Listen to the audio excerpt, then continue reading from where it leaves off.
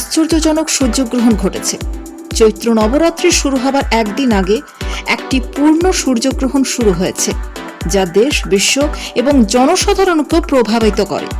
এটি একটি সম্পূর্ণ সূর্যগ্রহণ, যা 54 বছর পর হয়েছিল। আজকের সূর্যগ্রহণ ছিল খুবই বিশেষ। এটি একটি দীর্ঘ সূর্যগ্রহণ ছিল। এর আগে এমন সূর্যগ্রহণ হয়েছিল 1970 সালে।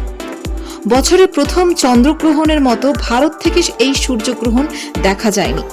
জ্যোতিষশাস্ত্রে সূর্যগ্রহণকে শুভ বলে মনে করা হয় না। এপ্রিল মাসের সূর্যবতী অমাবস্যায় সূর্যগ্রহণ হয়। পদার্থবিজ্ঞানের ভাষায় পৃথিবীর মাঝখানে চাঁদ এসে চাঁদের পেছনে কিছুক্ষণ সূর্যের ছবি ঢেকে দেয়। এই ঘটনাকে সূর্যগ্রহণ বলে। এই সূর্যগ্রহণ ছিল অত্যন্ত বিরল।